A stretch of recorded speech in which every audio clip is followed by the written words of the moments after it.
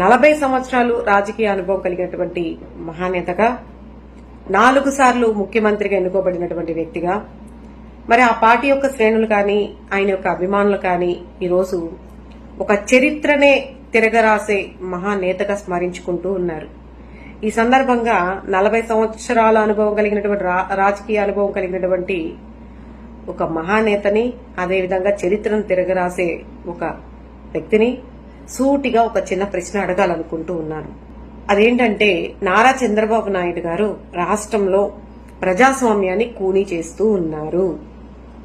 నిజమేనండి. నేను మాట్లాడింది పూర్తయిన తర్వాత నేను అన్న మాట సమంజసమో కాదో ఒక్కసారి మీరు ఆలోచించండి. ప్రజలిచ్చిన తీర్పుని అపహాస్యం చేస్తూ, గూండాయిజం చేస్తూ, ప్రలోభాలు బెదిరింపులకు దిగి విశాఖపట్నం మేయర్ గా ఉన్నటువంటి ఒక బీసీ మహిళను, ఒక యాదవ సామాజిక వర్గానికి సంబంధించినటువంటి ఒక బీసీ మహిళను అతి దారుణంగా అవమానించి పదవి నుంచి దించేయాలని మీరు చేస్తున్న దుర్మార్గపు రాజకీయాలకు ఒక ప్రత్యక్ష సాక్ష్యం. ప్రజలు ఇచ్చిన తీర్పు ప్రకారం 98 డివిజన్లు ఉన్నటువంటి విశాఖపట్నం కార్పొరేషన్లో వైఎస్ఆర్సీపీ గుర్తుపై పోటీ చేసి 58 స్థానాలు మా పార్టీ వాళ్ళు గెలుచుకోగా టీడీపీ కేవలం 30 సీట్లు మాత్రమే గెలుచుకుంది.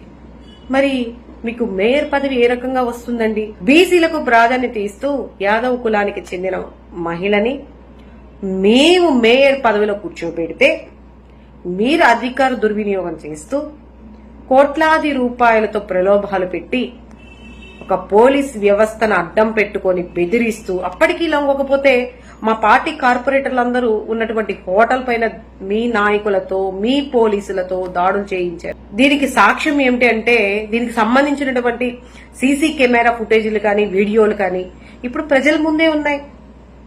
మరి దీన్ని ప్రజాస్వామ్యం అంటారా? అవిశ్వాస ప్రక్రియ స్వేచ్ఛగా జరిగిందనుకోవాలంటారా? అధికార దుర్వినియోగం కాదా ఇది? మీరే చెప్పండి. మరో ఏడాది గడిస్తే ఇప్పుడున్న కౌన్సిల్ పదవీ కాలం పూర్తవుతుందని తెలిసి, మళ్లీ ఎన్నికలు వస్తాయని తెలిసి కూడా ప్రజలకు ఫలానా మంచి చేశామని చెప్పుకోలేనటువంటి దౌర్భాగ్య స్థితిలో మీరున్నారు కదా. ఆ విషయం మీకు తెలిసిందే. మరి ఇలాంటి పరిస్థితిలో ఉన్నవాళ్లు మీరు రేపు వెళ్లి ప్రజల్ని ఓట్లు అడిగే ధైర్యం చంద్రబాబు గారు మీకుందా? మీకు లేదు కదా. అందుకే అన్యాయమైన రాజకీయాలు చేస్తూ ప్రజాస్వామ్యాన్ని సమాధి చేస్తూ ఉన్నారు మీరు. ఈ అప్రజాస్వామిక విధానాలను దేవుడు, ప్రజలు చూస్తూనే ఉన్నారు. ఖచ్చితంగా రాబోయే రోజుల్లో ప్రజలే మీకు గుణపాఠం చెప్తారు. ఇది మీరు బాగా గుర్తుపెట్టుకోవాల్సిందిగా ఈ సందర్భంగా నేను తెలియజేస్తూ ఉన్నా. ఎందుకంటే ఈరోజు బీసీలు నా యొక్క వెన్నుముక అని చెప్పే మీరు ఈరోజు ఒక బీసీ యాదవ్ సామాజిక వర్గానికి చెందినటువంటి ఒక బీసీ మహిళని చాలా దారుణంగా అవమానిస్తూ అన్యాయంగా పదవిని లాక్కోవడానికి ప్రయత్నించారు. చూసారా?